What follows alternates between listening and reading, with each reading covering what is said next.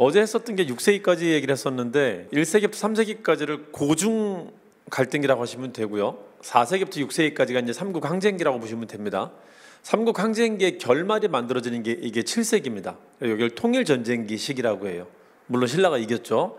그 과정을 보려고 하는 겁니다.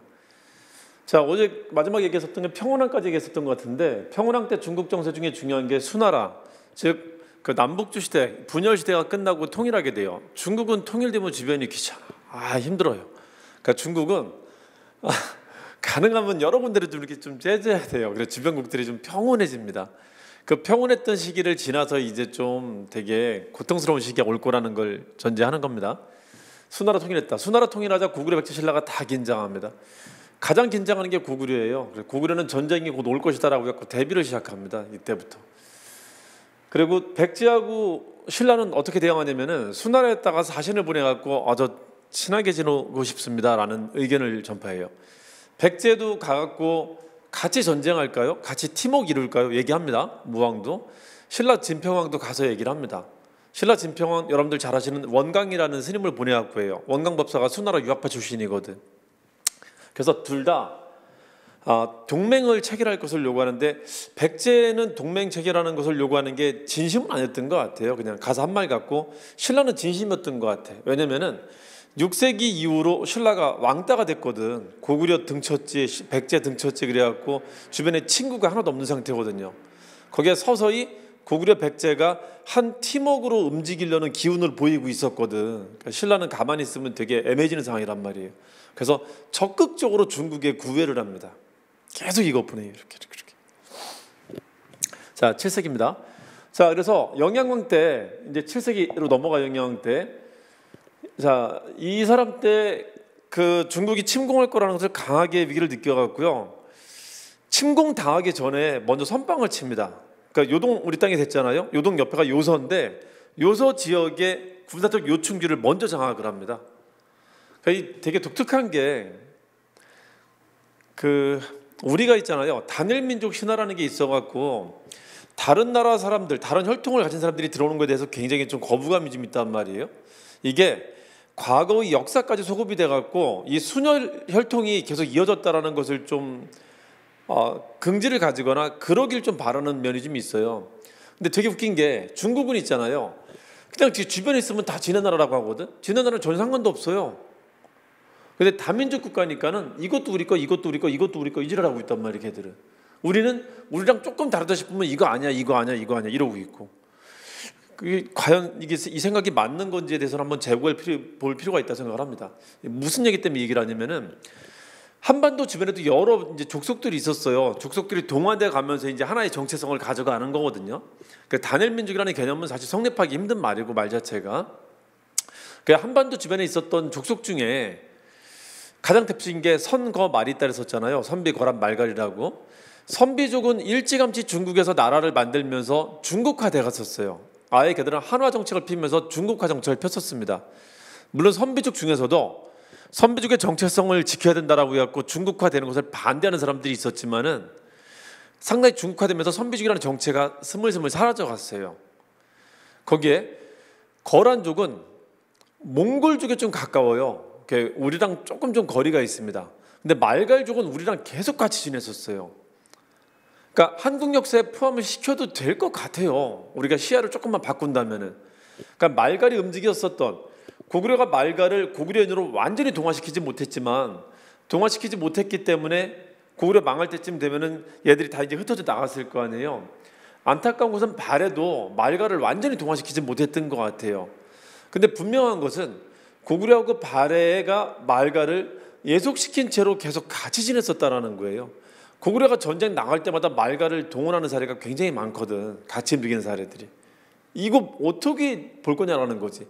그러니까 말갈이 있었던 행동 영역도, 말갈이 있었던 그 활동 범위도 한국 역사로 포함시키는 것에 대해서 좀 적극적으로 생각해 볼 필요가 있지 않느냐. 이거 좀 재고 볼 필요가 있다고 생각을 합니다.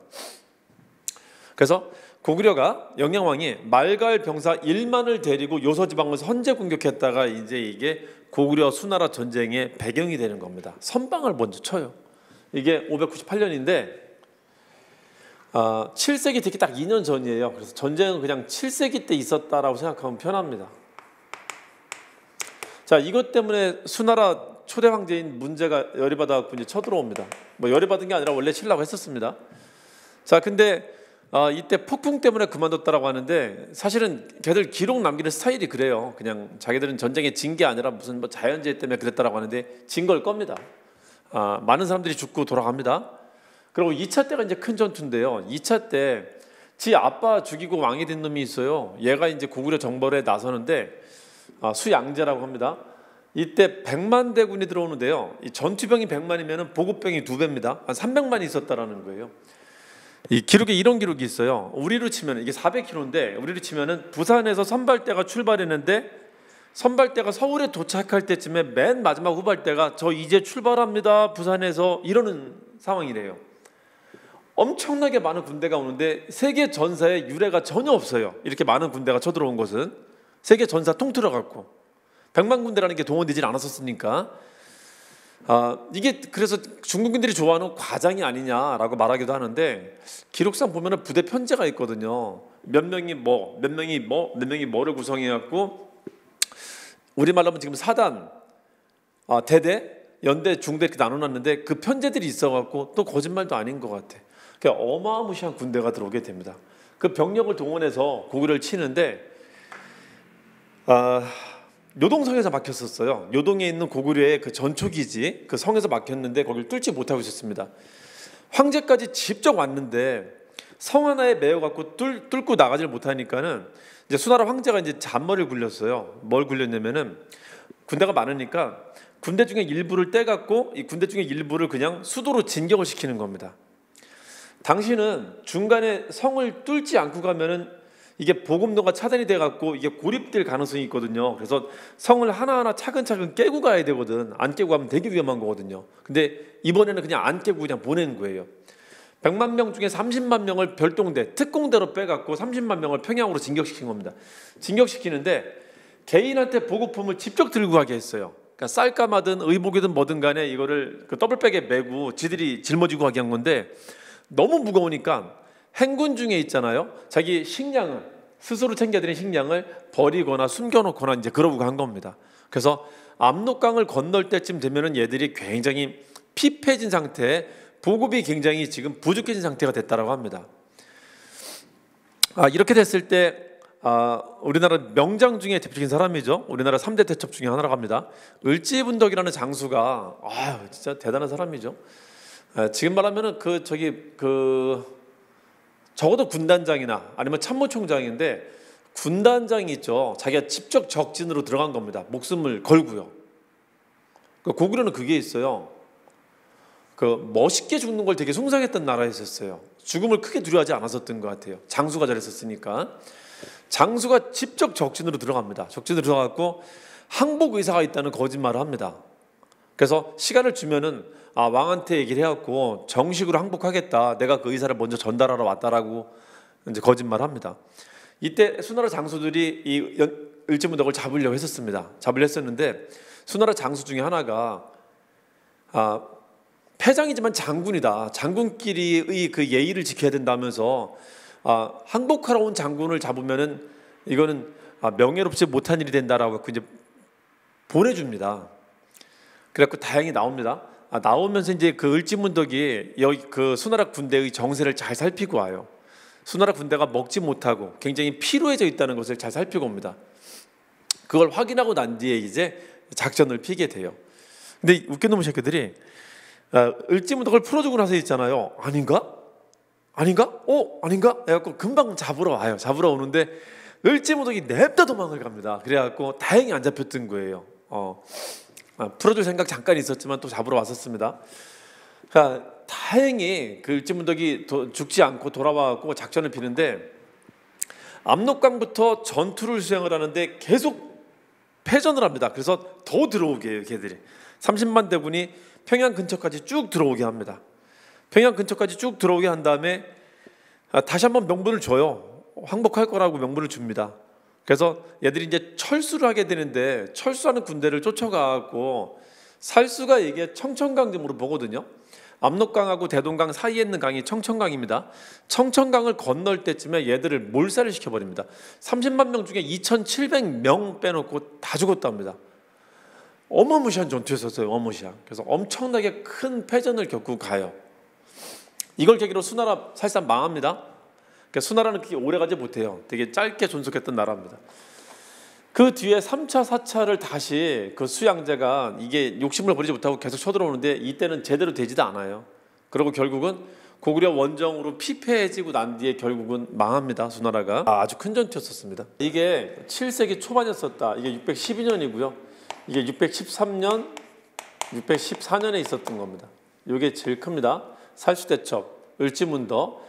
을지문덕이 수나라 장수를 희롱하면서 쓴 글인데 그것을 여수장 우중문시라고 하죠.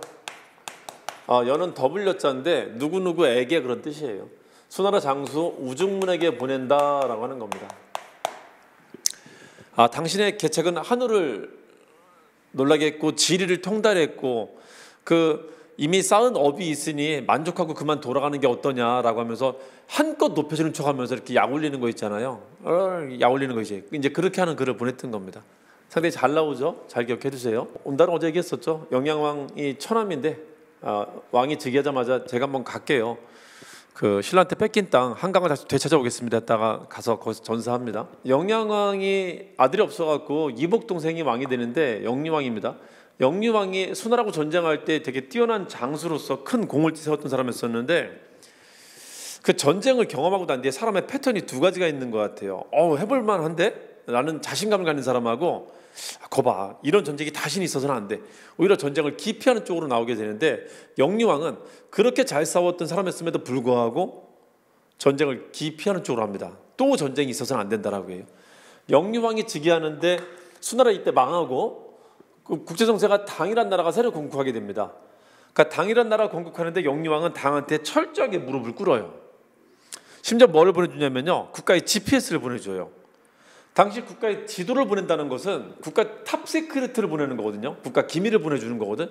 싸울 의사가 전혀 없습니다라는 것을 보여주는 거예요. 근데 잘 아셔야 되는 게 변수는 양쪽이 다 변수거든요. 한쪽이 고정 변수가 아니란 말이에요. 이것도 가변 변수란 말이야. 내가 싸울 의사가 없어도 내가 싸울 의사가 없어갖고 바닥을 기어다니고 핥고 다녀도 있잖아요. 상대편이 싸울 의사가 있으면은 아무 상관없는 거야. 이거는 당나라는 해결하지 못한 과제를 보고 있었어요. 고구려 원정을. 그러니까 우리가 뭘 하든 간에 싸움은 가게 돼 있는 거였었단 말이에요.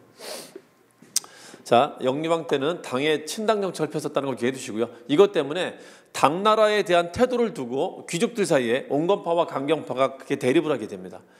그 강경파로 상징되는 게 연시 가문이었었어요. 연시 가문. 이 연시 가문이 대당 강경책을 펴자 이제 전쟁은 너무 싫어. 전쟁 나면 내 재산도 나가야 되고 나 전쟁도 참전해야 돼. 난 지금 평화로운 상태가 좋아. 나는 지금 기득권이야. 난 이게 좋아. 하는 사람들이 연시 가문이 너무 껄끄러운 거예요. 그래서 연개소문을 죽이려고 마음을 먹어요. 저 새끼가 없어야지 평온해지니까. 그래서 연개소문을 죽이기 위해서 연개소문을 변방으로 보내려고 합니다. 천리장성을 축조한다는 핑계로 연개소문이 당신이 가서 좀 그것 좀 하세요. 보낸 다음에 자객을 보내서 죽이려 했었어요. 근데 연개소문이 그 이야기를 알게 됩니다. 그래서 연개소문이 오히려 이거를 뒤집습니다. 저 가겠습니다. 가기 전에 우리 그 병사들 데리고 갈 텐데 병사들 한번 사열식 한번 하고 이 사열식한 병사들 데리고 가서 거기서 일 잘하고 올 테니까 환송연이나 한번 합시다 해서 온 나라의 온 귀족들을 다 부릅니다. 사열식 한다고 환송식 한다고 다 불러놓고 그 자리에서 그 귀족들을 다 몰살해 버립니다. 이게 그 유명한 연개소문의 정변이에요. 이걸로 영유왕 죽습니다. 영유왕을 몸을 두 개로 잘라버렸답니다. 왜 강에 버렸대. 연개소문이 아주 괘씸하게 생각했나 봐요. 자기를 죽이려 했었던 거를. 그러니까 연개소문에 의해서 이제 왕이 된 사람이 보장왕이야. 야, 내가 네 왕은 보장해줄게. 그러니까 보장왕이 됐다는 것은 연개소문이 집권했다는 뜻이에요. 이 사람에 의해서 왕이 된 거니까 이게 마지막 왕입니다. 자, 연개소문의 정변 아주 중요합니다. 그건 어떻게 될까? 그럼 고구려의 정책은 대당 강경책으로 가겠죠. 게다가 뭐까지 가냐면은 4, 5세기 때 고구려의 숙명적인 라이벌은 연나라하고 백제였었다면요. 6세기를 거치면서 고구려의 이제 숙명적인 라이벌은 중국하고 신라가 됐어요. 그러니까 연개소문이 이제 누구랑 중국하고 신라랑 싸울 거라는 겁니다. 결국 대당 강경체로 선언하게 되는데 천리장성을 계속 축출합니다. 천리장성을 축출하는 게 당태종을 자극해요. 안 그래도 핑계거리 찾고 있었는데 너 이 새끼 뭐야? 한번 해보자는 거야? 알았어. 쳐들어갑니다. 그러니까 연개소문이 집권하고 난 뒤에 얼마 안 있다가 쳐들어옵니다. 연개소문도 초반에는 정권이 아직 안정되지 않았기 때문에 초반에는 친당 정책을 피는 척 했었어요. 당나라로부터 도교 전례하고 그 친하게 지냅시다. 당나라에서 사절단 받아들이고 도교 목사님들, 도사들 받아들여 갖고 친한 척 하고 있었단 말이야. 근데 금방 본색을 드러내는 게 이 방어벽을 설치하면서 금방 본색을 드러냅니다. 이제 그러고 얼마 있다가 당태종이 침입했는데 이 당태종을 막아내요. 중국인들이 가장 좋아하는 왕 중에 하나가 당태종입니다. 중국의 땅덩어리를 가장 넓혔었고 전쟁에서 한 번도 패하지 않은 전쟁의 신이라고 불리는 사람인데 이 사람 깨졌어요. 그래서 중국인들의 전통 극 중에 경극이라고 있잖아요. 경극에 3대 경극이 있는데 그러니까 뮤지컬 중에 가장 잘 나가는 뮤지컬이 3가지가 있다라고 하는 건데 그 중에 하나가 뭐가 있냐면요. 당태종하고 연개소문이 등장하는 뮤지컬이 하나가 있어요. 그러니까 중국인들한테 굉장히 큰 트라우마로 남았다는 겁니다. 연개소문이라는 사람이. 그 등장인물 중에 누가 있냐면은 연개소문이 썼다는 칼을 비도라고 해요. 날빛자 써갖고 칼을 던졌나? 비도라고 하는데 칼을 뒤에 5개를 차고 다녔대요. 그래서 등장인물 중에 뒤에 칼 5개 차고 나온 사람이 있으면 연개소문이야, 그 사람이. 그래서 중국에서 가장 오랫동안 공연됐었던 그 뮤지컬 중에 하나의 등장인물, 주인공이 연개소문이다라는 걸 알아두시길 바랍니다. 당태종이 침입했는데요. 당태종이 침입했는데 이번에는 요동성을 깼어요. 그 난공불락의 요새였었던 요동성을 깹니다. 그 요동을 건너와야지 이제 고구려 본진 평양으로 들어올 수 있거든. 연개소문이 요동 쪽으로 이제 지원군을 보냈어요. 15만이나 되는 대병력을 보냈거든요. 대병력을 이끈 사람이 귀족인데 젊은 애들이었어요. 젊은 애들 밑에 그 백점 도장의 장수가 있었는데 그 장수는 병력만을 믿고 개활지에서 전면전을 하면 안 된다. 그래서 쟤들이 지치게 만들고 쟤들은 지금 그 원정원 애들이기 때문에 보급을 끊는 게 중요하다. 그래서 스스로 지치게 만들어야 된다라고 하는데 이 젊은 놈 새끼들이 그냥 우리 15만이 됐는데 뭔 소리냐고, 내가 이긴다고. 그래서 싸우다가 당태종이 얘도 전쟁 많이 한 사람이거든. 저주입니다. 그래서 안으로 깊숙하게 들어오게 해요. 들어오게 한 다음에 얘들 포위시켜갖고 상당히 많은 병사들을 죽여요. 그리고 그 15만을 이끌었었던 그 장군들을 포로로 만듭니다. 진짜 그 멍청한 놈들이 완전히 저 박살난 수를 쓴 거예요. 그리고 걔들이 이제 당태종한테 고구려로 가는 길을 알려주고 해요. 이제는 되게 위험했던 상황이었습니다. 그러고 나서 이제 그 요동성을 함락하고 나서 거쳐야 되는 성 중에 하나가 이제 안시성이라는 성이 있었는데 안시성을 깨고 갈까 아니면 그냥 지나갈까 고민을 했었어요. 근데 결론은 그때 그 잡혔었던 고구려 장수들도 그냥 지나가도 된다라고 했었거든요. 그냥 평양 바로 가시면 됩니다. 이제 별로 이제 군대도 없어요. 했는데 야, 그래도 보급도 끊어지면 좀 애매하잖아. 그래서 치고 가기로 했는데 이걸 못 친 거예요. 여기서 발이 묶인 채로 결국은 함락시키지 못하고 결국은 패전해갖고 또 퇴각을 하게 됐던 겁니다. 그게 안시성 전투입니다. 그래서 요게 두 개가 시험에 정말 잘 나오죠. 수나라를 막았었던 게 살수대첩이요. 당태종, 당나라 황제가 직접 쳐들어왔었는데 그걸 막았었던 게 안시성 전투입니다. 안시성. 안양이라고도 하죠. 안양. 자, 이거는 뭐 살수, 숫자 들어가잖아요. 기억하기 쉬울 거고. 여러분, 수나라하고 당나라는 병립할 수가 없어요. 수나라가 없어져야지 당나라가 나오는 겁니다. 순서는 무조건 수가 앞에 있어야 되는 거예요. 당 관련된 단어보다는 수 관련된 단어가 앞에 있어야 되는 겁니다. 자, 그래서 두 번째 침공을 막아내요. 그래서 두 황제가 직접 들어왔었던 것을 그냥 개차반을 만듭니다. 그 야사에는 이런 말이 전하거든요. 그 황제의 존심 때문에 쟤들은 약간 그런 게 있거든. 좀 이렇게 대국이라는 그 흉내내는 걸 좋아하거든요. 황제가 퇴각할 때 있죠. 잘 싸웠다고 양만춘한테 비단하고 먹을 거 하고 선물을 주고 갔대요. 훌륭해, 잘 싸웠다고. 그런 기록이 야사에 전했는데 실제로는 있죠. 당태종이 가다가 거의 뒤질 뻔한 정도였었나 봐요. 되게 힘들게 갔답니다. 당태종이 가마도 타지 못하고 막 자기가 직접 걸어갈 정도로 아마도 되게 그 추격군한테 쫓겼었나 봐요. 그 죽을 고비를 넘기면서 겨우겨우 갔다라고 합니다. 죽을 고비를. 나중에 돌아가고 나서는 병에 걸려요. 병에 걸려갖고 그 후유증으로 결국은 죽습니다. 돌아오는 일만 있다가. 중국이 동원했었던 가장 큰 군대도 막아냈고요. 중국이 가장 좋아하는 싸움의 신이라고 하는 당태종도 거의 죽을 뻔한 지경까지 만듭니다. 엄청난 나라였었던 겁니다. 고구려가. 이 얘기들을 제가 한번 쭉쭉쭉쭉 풀어갖고 나중에 그 유튜브에다 한번 이렇게 쭉 올려드릴 거거든요. 그래서 수업을 하는 그 시험을 하는 수업은 여러분들이 짧게 빨리빨리 공부할 수 있게 해주고, 유튜브는 이야기들 한번 이렇게 쭉 한번 풀어보려고 해요. 뭐 사파나 아니면 자료 화면 같은 거 넣어가면서 좀 한번 해보려고 합니다. 나중에 많이 시청 좀 해주시고 영상 보고 괜찮으시면 많이 알려주세요. 당태종의 침입이 실패했는데 결국은 20여 년 뒤에 얘들이 다시 쳐들어옵니다. 당나라 왕 고종 때 다시 쳐들어오는데 이때도 막아내요. 고종 때 백제를 멸망시키고 바로 쳐들어오는데 계속 막아내다가 연개소문이 죽으면서 그 자식들 간에 내분이 생기거든요. 남생, 남건, 남산이가 있는데 남생이 장남인데요. 얘가 당나라에 투항을 합니다. 이 둘 간에 싸움이 벌어져갖고, 남건 남생 간에 권력투쟁이 벌어져갖고 얘가 당나라로 가요. 당나라 군대를 끌고 얘가 옵니다. 개판 되죠. 연개소문의 동생이 연정토라고 있었는데 연정토는 또 신라로 망명을 합니다. 그래서 신라 군대 끌고 와요. 뭐 이런 상황에서 이길 수 있겠나. 악마의 숫자 666, 연개소문 죽고 나서 그 뒤에 이제 바로 함락이 됩니다. 그리고 보장왕과 이 연씨 자식들은 압송이 됩니다. 그렇게 고구려는 멸망하게 됩니다.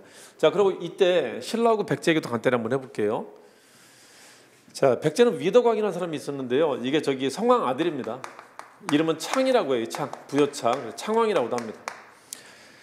이 창왕이 자기 때문에 성왕이 죽었거든요. 자기가 그 전쟁터에서 고립되어갖고 성왕이 도와주러 가겠다라고 하다가 신라군 매복했던 신라군한테 잡혀갖고 죽었다라고 하거든요. 성왕이 아들을 지원하러 가는데 기병 50명만 데리고 갔대요. 그거 잘 기억해두세요. 백제 왕이 죽었다는 기사는 두 번 있어요. 고구려 군대한테 죽었다라면은 장수왕 때 계룡 말하는 거고, 신라 군대한테 죽었다 그러면은 6세기 성왕을 말하는 겁니다. 죽었다라는 기사 나오면, 사료가 나오면은 아주 쉬운 문제라 생각하고 푸셔야 돼요. 너무 잘 나옵니다. 죄책감 때문에 위덕왕 때는 불사를 되게 많이 일으켜요. 이런 절 만들고 저런 절 만들고 그런 거에 많은 업적을 남깁니다. 자, 그러다가 위덕왕 이후에는 왕들이 피살되는 사태가 많이 발생하면서 왕권이 많이 하락하게 돼요. 위덕왕 이후로 왕권이 많이 하락하게 됩니다. 하락했었던 왕권을 다시 회복시키는 사람이 무왕이에요. 무왕. 자, 하락했었던 왕권을 회복시키는 방법 중에 하나 뭐였었냐면은 천도를 다시 시도합니다. 그래서 가서 만든 게 익산 미륵사입니다. 미륵사와 미륵사지 석탑이 있죠. 이거 무왕이 만든 겁니다. 문화 되게 잘 나오는 탑입니다. 무왕 때 유명한 설화가 하나 있죠. 서동요라고 하는 진평왕의 딸내미 선화공주랑 결혼했다는 사람이 이 무왕이에요. 미륵사 석탑을 최근에 해체를 했었는데, 탑은 해체하면 거기에 사리함이 나오거든요. 사리함에 이 탑을 시주했던 사람의 그 글이 거기에 적혀 있었는데, 한 200글자 되는 글이 있었는데, 시주한 사람이 왕비거든? 왕비인데 이름이 선화공주로 나오지 않았어요. 백제 여자로 나왔어요. 백제 사택시 가문의 여자로 나왔습니다. 그래서 완전 멘붕이었었어. 2005년도에 해체해갖고 저거를 2009년쯤 저걸 발견했었는데, 선화공주 얘기 안 나와갖고 저 전설은 그럼 가짜야? 하면서 그때 되게 황당했었단 말이에요. 다행히 여기 탑이 3개가 있어요. 지금 남아있던 탑 하나가 백제 왕비가 시주한 거고, 왕비가 한 명이라는 법 있냐? 다른 탑은 선화공주가 했겠지 하고 그냥 지금 그냥 유야무야했습니다. 하여튼 그런 일화가 있다는 걸 기억해 두세요. 자, 그리고 이때 있었던 신라왕이 진평왕인데요. 진평왕은 수나라에다가 사람을 보내갖고 자기의 당신하고 같은 팀하고 싶다는 걸 적극적으로 어필합니다. 그때 보냈던 사람이 원강법사입니다. 진평왕 때 원강법사가 했었던 일 잘 기억해 두세요. 화랑들의 정신적인 어떤 지침이 되는 걸 만들어줍니다. 세소고개라고 하는 사군이충 사친이오로 나가는 그거 있죠.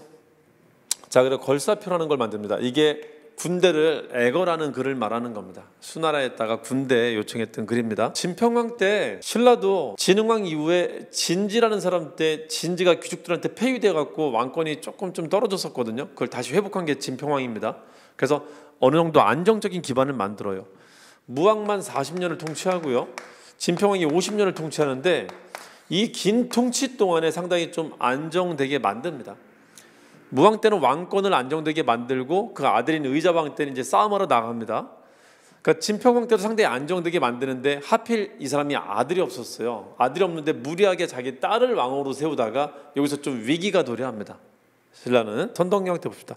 선덕여왕이 이게 특징이라는 걸 좀 기억해 두세요. 상당히 잘 나오죠, 선덕여왕도.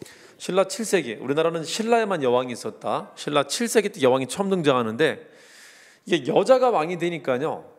고대 국가 때는 왕 자체가 총사령관입니다. 전쟁이 터지면은 전쟁을 직접 이끌어야 되는 사람이에요. 이거는 지금 시각으로 바라보시면 안 돼요. 예를 들면은 내 목숨을 저 사람한테 맡겨야 되는 거야. 왕한테 직접적으로 사령관이 될 수 있으니까. 거기에 여성이 맨 앞에 서 갖고 얘들아 팔로우 미 이렇게 하면 이게 과연 권위가 서겠냐라는 거죠. 그래서 당시 사람들한테도 납득하기 되게 힘든 일이었었어요, 저게. 그래서 안팎으로 위기가 발생을 합니다.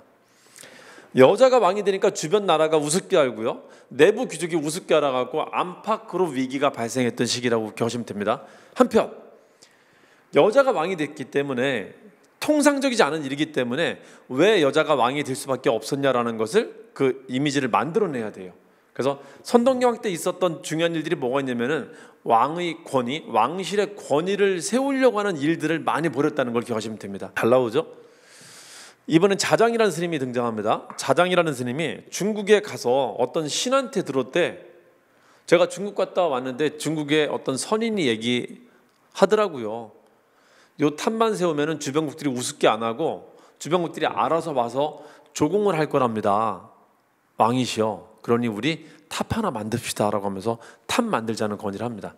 요것만 만들면은 주변에 9개 나라 내지는 부족들이 자장자장해질 겁니다 라고 말을 해요. 자, 이 사람 건의를 만든 게 황룡사 구축 목탑입니다. 목탑이라 안타깝게 지금 남아있지는 않습니다. 자, 그리고 선덕여왕의 직위삼사라는 게 있는데요. 직위삼사가 뭐냐면은 미리 안 세 가지라는 건데, 그러니까 이 사람은 여자지만 평범한 사람과 다르다는 것을 구라를 만들어내는 거예요. 그러니까 선덕여왕은 안 보고도 아는 사람이야. 이 사람은 초능력이 있어갖고 남들하고 다른 어떤 능력이 있다라는 겁니다. 그런 설화를 만들어낸 거예요. 유난히 이때 많이 만들어냅니다. 그 중에 하나가 뭐냐면요, 중국까지 신라를 희롱을 합니다. 야, 이 새끼야, 니네는 여자가 왕이라며? 희롱을 하면서 글을 보냈는데요. 거기다가 그 글에다가 그림하고요 꽃씨를 넣어갖고 보냅니다. 그 그림이 꽃그림이었어요. 꽃그림에 꽃씨를 넣어서 보냈는데 선덕여왕이 보자마자 그랬대요. 이 새끼, 이 꽃은 저기 향기가 없겠구만. 그랬더니 옆에 있던 신하나 궁녀들이 웃었대. 무슨 궁녀가 웃을 수는 없는데 웃었대요. 그래서 그럼 한번 심어봐 임마. 심어봤대요. 심어봤는데 실제 냄새가 안 났다는 거, 향기 없었다는 거. 대박. 우리 방 최고. 우리 방은 달라. 근데 실제 그 꽃이 모란꽃일 거라고 예상을 하는데 모란꽃 향기 납니다. 그러니까 이 다 그냥 만들어진 말들이에요. 여성의 어떤 그 여성이 왕이 된 것에 대한 어떤 위험이나 권위를 세우기 위해서 만들어진 말들입니다. 또 하나는 신라에 보면은 전사자들을 모시는 곳이 있는데 영묘사라는 곳이 있어요. 영은 영혼이고 묘는 사당이라는 뜻인데, 그러니까 조선으로 치면 종묘 같은 거, 지금으로 치면은 우리 동작동 현충원 같은데 그런 절이 있어요. 그 국가를 위해서 잘 싸우다 죽은 사람들을 모시는 절을 만들었었는데 이게 선덕여왕이 만든 겁니다. 그 영묘사에 그 앞에 연못이 있는데 연못 이름이 옥문지라는 연못이 있어요.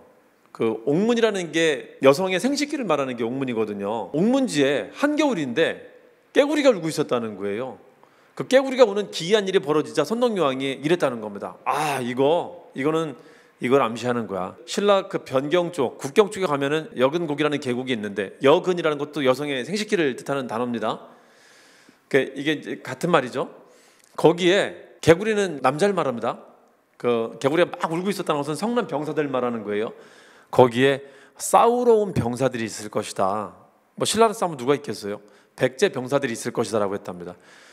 이거를 장군들한테 말하면서 가서 한번 거기 살펴보고 그 백제 병사 있을 거니까 잡아와라라고 하는데, 이게 기도 안 차잖아요. 이 사람이 무슨 전쟁을 하는 사람도 아니고 뜬금없이 무슨 점을 쳤나 뭐 했나, 전쟁 뭐 알아? 뭐 알지도 못하는 사람이 그냥 뭐 연못에 깨구리 울고 있었다는 거 하나로 그럴 것 같은데 가봐. 그러니까 얼마나 황당해요. 근데 왕이 시키니까 거부는 못하고 어쩔 수 없이 툴레툴레 가봤대. 가봤더니 진짜 백제 병사가 숨어 있더라는 겁니다. 그래서 잠복해 있었던 백제 병사들을 몰살했대요. 우리 왕 정말 대단해 라는 말들이 만들어집니다. 아마 이게 다 만들어진 말들일 거예요. 누굴 위해서? 여자가 왕이 됐는데 이 여왕은 다른 사람과 달라라는 것을 보여주기 위해서 만들어섰던 말일 겁니다. 마지막은 자기가 죽을 자리를 미리 알았다는 겁니다. 죽을 자리를 미리 알아서 어디에다 매장을 했는데 이게 불교에서 전하는 설화하고 딱 일치가 됐대요. 그래서 보통 비범한 사람이 아니다 라고 했던 겁니다. 여자 왕을 위해서 만들어진 이야기들, 어떤 상징물들이 만들어진 겁니다. 몇 번째? 첫 번째 여자 왕 때. 자, 선덕여왕 때 대표적인 신라의 대표적인 세 개의 건축물이 다 등장하는데요. 이게 황룡사 구축목탑하고요. 그리고 분황사라는 절을 만드는데 분황사는 이거예요. 당태중에 꽃그림 보내왔잖아요. 무슨 여자가 정치를 하고 그래. 이 여자는 향기가 없겠구만. 이런 희롱하는 글을 보낸 건데 아니야 임마, 나 향기 있어 임마. 이걸로 이제 그 반박한다고 만든 거예요. 향기가 온 사방으로 퍼져나간다는 뜻이에요. 분황이라는 게. 그래서 그거에 대응해서 만든 게 분황사다. 분황사 석탑을 만드는데요. 석탑은 지금 남아 있습니다. 그래서 탑 2개가 만들어져. 황룡사 구축목탑, 분황사 석탑. 그리고 첨성대 만듭니다. 첨성대가 이 선덕여왕 때 만든 거예요. 첨성대는 뭐 하는 곳이죠? 천문관측이죠. 하늘에다가 자기의 권위를 대는 겁니다.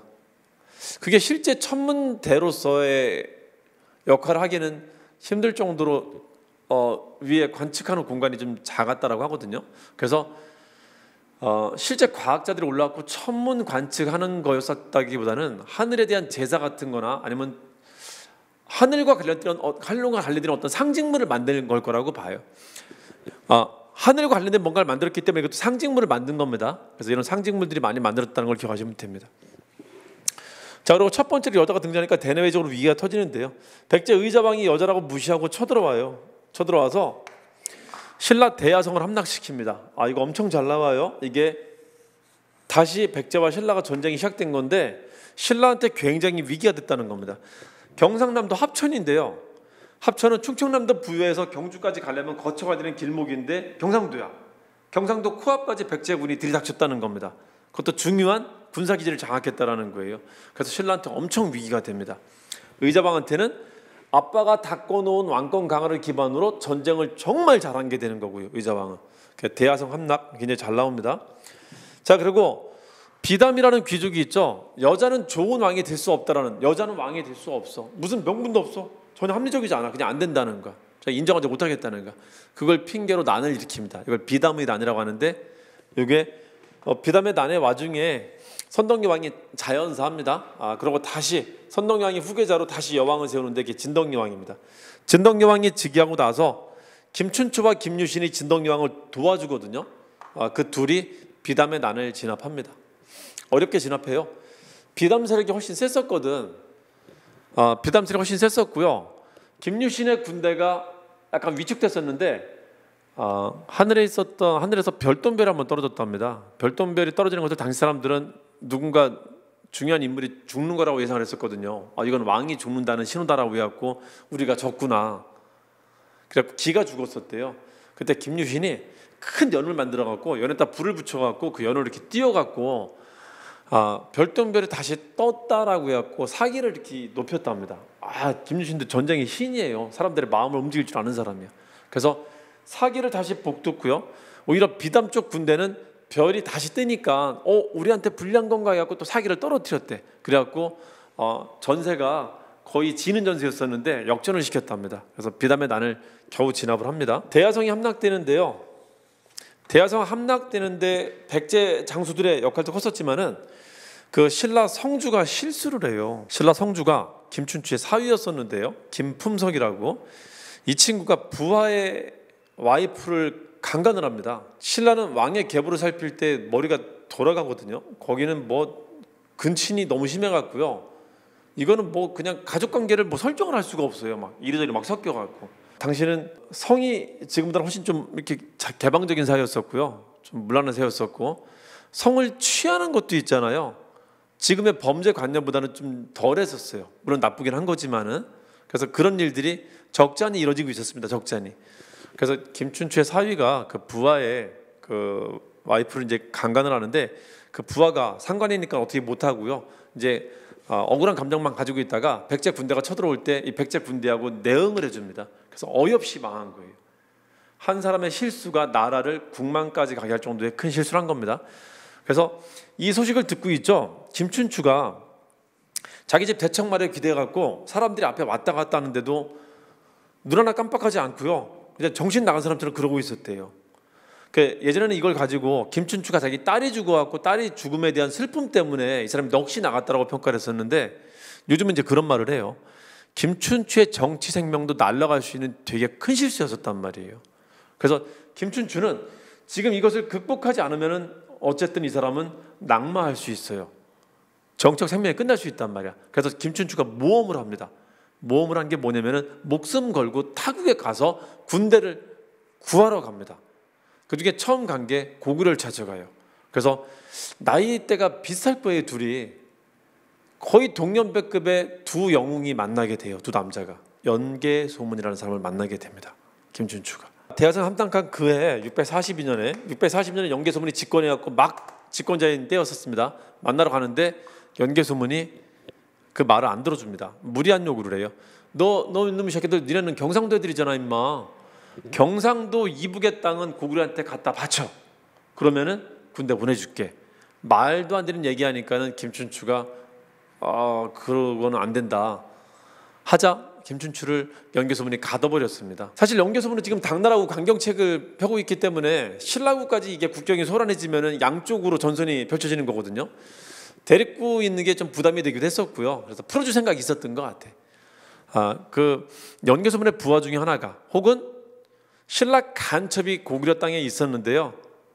그 간첩을 통해서 선도회라는 관리를 통해서 이 사람이 빠져나갈 계책을 얻게 돼요. 그 선도회라는 고구려 관리가 뭐를 알려주냐면요. 김춘추한테 이런 힌트를 줍니다. 그 당신은 그 토끼 간 얘기도 못 들어봤어? 하면서 힌트를 줘요. 아하, 그거였구나 하면서 그 힌트를 가지고 이제 빠져나가게 됩니다. 뭐냐면요. 내 간 저기 있다고, 간 가지러 갈 테니까 갖다 드릴 테니까 잠깐 풀어주시라고 해서 빠져나갑니다. 돌려드릴 수 있다고. 근데 이건 워낙 큰일이기 때문에 왕한테 허락을 받아서 얘기를 해야 되니까 일단 가서 물어보고 오겠습니다라고 하면서 빠져나가는데 사실은 연개소문이 붙잡아둘 생각이 없었을 겁니다. 그래서 김춘추가 죽지 않고 돌아옵니다. 자, 이것도 뭐 시간이 좀 허락이 되면은 이 과정을 좀 더 자세하게 이야기를 풀어갖고 좀 재밌게 좀 말씀을 드릴 텐데 여기는 대강의 흐름만 말씀드릴게요. 그 진동영한테 물려주는데 진동영한테 실세는 양김이었었어요. 김춘추와 김유신이었습니다. 이 둘이 연결되게 된 계기는 둘이 축구하다가 연결됐다는 것 아시죠? 축구를 하다가 김유신이 김춘추를 불러다가 그 축구 한 판 합시다라고 해서 이제 했다라고 합니다. 그리고 일부러 김춘추의 옷을 찢고요. 찢은 옷을 꾸며줄게 하면서 자기네 집에 들여가갖고 자기 동생을 그 방에다 넣어갖고 남자는 땀 흘리고 나면 여기서 페로몬 나오거든요. 그 방 안에 단둘이 있게 만들어갖고 일단 일을 성사시킵니다. 그러고 이제 한 가문을 만들어요. 그걸 계기로 고구려에서 군대 빌리는 거 실패하자 김춘추가 모험을 한 번 더 하는데 어딜 가냐면 당나라를 갑니다. 당나라 가게 진동경 때 갑니다. 진동경 때 가는데 성공해요. 이거는 마침 당은 전쟁에서 졌어요. 한 번 더 고구려를 침략할 생각을 하고 있었거든. 당태종이 언제 가야 되나 생각하고 있었는데 신라가 와서 같이 할까요? 그러니까 좋은데 한 겁니다. 그래서 둘의 이해관계가 맞아 떨어져 갖고 나당연합이 이루어집니다. 648년입니다. 요거 뒤에요. 요거 뒤에 대신에 당나라의 부하 국가가 되겠다는 것을 그 약속을 합니다. 그래서 여태까지 신라 왕들은 독자적인 언어를 사용하고 있었고요.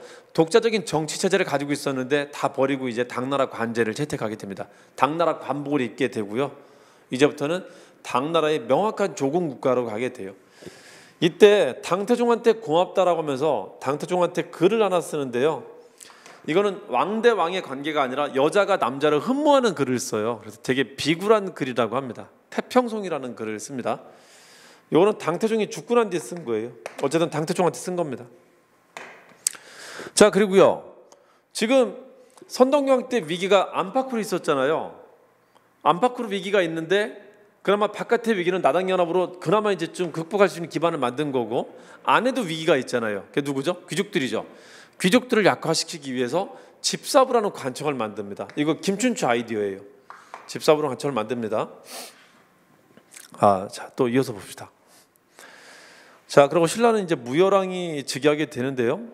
진덕기 왕과 무열왕은 7년씩밖에 재위를 못합니다. 좀 짧았어요. 자, 무열왕이 즉위하고 난 뒤에 나당연합의 결과죠. 백제 멸망시킵니다. 자, 그리고 또 하나가 집사부를 만든 것의 결과죠. 집사부를 만든 이유가 뭐냐면요.